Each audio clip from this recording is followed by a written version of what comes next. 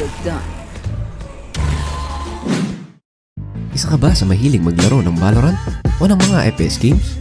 Pero budget gamer ka lang din at naghahanap ng murang mouse? Dito sa video na ito ay ipapakita ko ang kakayahan ng Zeus MR001. Let's go!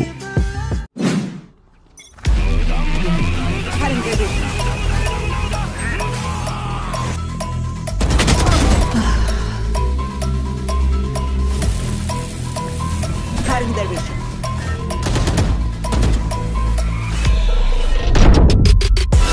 How heavy is that? It's light work with the bass on the track. On my feet on the line like I'm taking a slap. I need the drip bass straight from the tap. And I'm hating the slack. Couple man slide around like they hate in the gaff. Please start talking that trash cause the vibes in the front all the way to the back. Last player standing.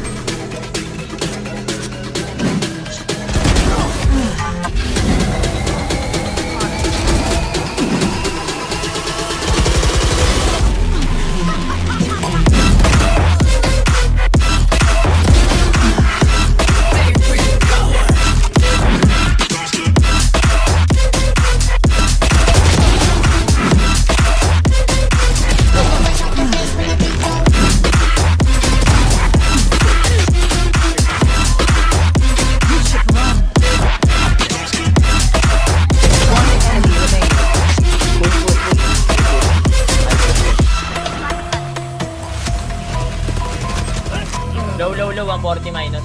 No, don't fight. One enemy remaining. Defenders win. How heavy?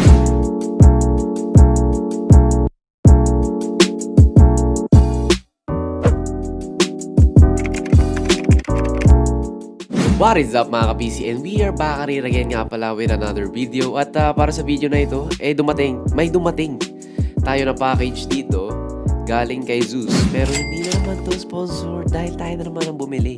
Gagawa tayo ng budget gaming mouse review dito at ito na siya. At i-unbox natin tapos gagawa natin ng review. Pasensya na sa mga magagaling mag-unbox dyan, tinatamad ako kumuha ng cutter para buksan ang package ng Shopee na ito. Sa harap ng box ng Zeus MR001, makikita nyo dito ang itsura ng mouse at may nakalagay din na RGB sa bottom right side. Sa gilid ng box, nakalagay lamang dito ang 7D gaming mouse at ang brand ng Zeus. Sa likod naman ng box, dito makikita ang specs ng mouse. Meron siyang USB braided cable, 1.5mm, optical sensor, at meron din siyang 4 DPI selection na nagsisimula sa 1,200, 1,600, 2,400 at ang pinakamataas ay 3,200. Para naman sa kanyang bigat, meron siyang 127 grams na weight. Sa pagbukas nyo ng box, makikita nyo na agad dito ang Zeus MR001 at ang kanyang foam cover at wala nang iba. Sa gilid ng mouse na ito ay makikita nyo na maganda ang kanyang grip. Nga pala, hindi ko na-mention kanina na naka-ergonomic design nga pala ang mouse na ito.